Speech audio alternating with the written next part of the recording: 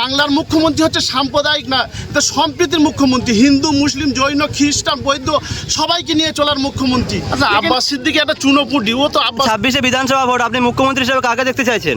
মুখ্যমন্ত্রী হিসেবে বাংলার অগ্নিকন্যা, বাংলার সূর্যোদয়, আগামী দিনের প্রধানমন্ত্রীর দাবিদার মুখ্যমন্ত্রী মমতা ব্যানার্জিকে আমরা দেখতে চাই। কেন চাইছেন? কারণ বাংলা না, শুধু ভারতবর্ষের আগামী দিনে সূর্যোদয় মমতা ব্যানার্জি। মানে শিশু থেকে জন্ম থেকে মৃত্যু পর্যন্ত মানুষের যা উন্নয়ন করছে পশ্চিমবাংলায়, 34 বছর বাম শাসনকে অপশাসন করিয়ে যে আজকের বাংলার মানুষের মনে হাসি ফুটেছে। আর আমরা সাম্প্রদায়িক সম্প্রীতি বজায় রেখে পশ্চিমবাংলা যেভাবে চলছে, এরকম সারা ভারতবর্ষে আর নজির নেই। তাই এই মুখ্যমন্ত্রী আমরা চাই এবং সারা ভারতবর্ষের মানুষ চায় বাংলার মুখ্যমন্ত্রী মমতা ব্যানার্জি হোক। আচ্ছা, আপনাদের স্থানীয় বিধায়কের নাম কি? আমাদের বিধায়ক নাম মাননীয় শওকত মোল্লা। শওকত মোল্লা এখানে আসে?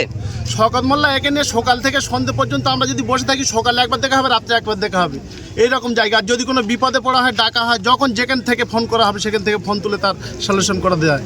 তার নাম বিধায়ক শওকত মোল্লা। শওকত মোল্লা এখানে কি উন্নয়ন করেছে? শওকত মোল্লা এখানে রাস্তা, বিদ্যুৎ, পানীয়, লাইট, প্রত্যেক বাজারে লাইট থেকে শুরু করে আর যত রকমের মানে ড্রেন আছে, খালগুলো সংস্কার আছে, পানীয়র ব্যবস্থা আছে, সব কিছু এখান থেকে করেছে শওকত মোল্লা। এবং আরও প্রচুর উন্নয়ন আছে যেগুলো সব এখন বলা সম্ভব না, আপনাদের অত সময় হয়তো নেই।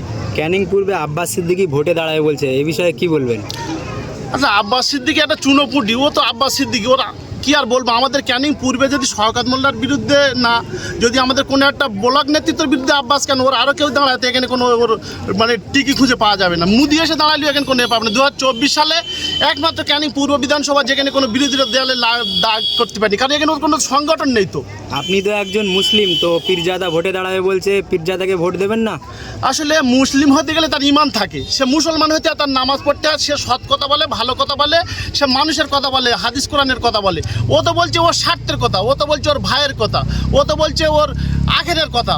ও উন্নয়ন করবে কি, ও মানুষের জন্য কি কাজ করবে? ওর মানুষের জন্য কোনো কাজ করার উন্নয়ন, ও হাইলাইট হবে, ভাইরাল হবে, যত মিথ্যে কথা বলে যত ভাইরাল হয়ে যায় সেটাই ও হবার চেষ্টা করছে। আচ্ছা, বিরোধীরা বলছে শওকত মোল্লা ক্যানিং পূর্বে ভোট লুট করে, এই বিষয়ে আপনি কি বলবেন? ক্যানিং লুট মানে তো আজ থেকে না, 2011 সালের পর থেকে, পরিবর্তন হওয়ার পর থেকে এখানে কেন্দ্রীয় বাহিনী থেকে শুরু করে আর যত রকমের মুদির বাহিনী আছে সব কিছু দেওয়া হয়। তাহলে এখানে কি ক্যানিং পূর্বে বাদ যায়? যারা বলছে বিরোধীরা, তারকে মুদিরকে জিজ্ঞাসা করুক যে এই যে রাহুল গান্ধী সারা ভারতবর্ষে যে আন্দোলন করছে, ভোট লুট করে প্রধানমন্ত্রী হয়েছে, তারা বলে কি করে এইসব কথা? এখানে সংগঠন নেই। যারা বলছে 2026 এসে তারা সেখানে দেখবে। আচ্ছা, আব্বাস সিদ্দিকী বলছে কোনো মুসলমান যদি রাজ্য সরকারকে সমর্থন করে তার ইমান থাকবে না। ও তো নিজে বলছে যে বিজেপিকে ভোট দাও। তা বিজেপি তো সাম্প্রদায়িক দল, বিজেপি তো একটা হিন্দুত্ববাদী দল। তা তাদের করলে তারা মুসলমান হবে? যারা বাবরি মসজিদ ভাঙে, যারা তাল্লাককে তুলে দেয়, যারা মুসলিমদের যত রকমের মসজিদ মাদ্রাসা আছে অন্য অন্য রাজ্যে ভেঙে দিচ্ছে, তাহলে এখানে বাংলার মুখ্যমন্ত্রী হচ্ছে সাম্প্রদায়িক না, এটা সম্প্রীতির মুখ্যমন্ত্রী। হিন্দু, মুসলিম, জৈন, খ্রিস্টান, বৌদ্ধ সবাইকে নিয়ে চলার মুখ্যমন্ত্রী। এখানে যদি ও ওটা বলে, ওটা ওর ব্যক্তিগত ব্যাপার। আসলে লাভটা তো ওরা করে নিয়েছে, কয়েকজন মিলে ওরা আছে ওখানে, কয়েকটা বাবা আছে এই মুখ্যমন্ত্রীর দ্বারা, এই মামাটি মানে সরকার দ্বারা মুখ্যমন্ত্রীকে ব্ল্যাকমেল করে। এখন ওটাও বলে ও কিছু লোক টানার চেষ্টা করবে, আর কিছু আমাদের ধর্মপ্রাণ মুসলমান ভাইরা আছে ছোটো ছোটো, তারা বোঝে না, তারা অন্ধভক্তের মতো হয়ে ছুটছে। ও যেটা কথা বলছে এটা সম্পূর্ণ অবাস্তব কথা। আচ্ছা, আপনার নাম?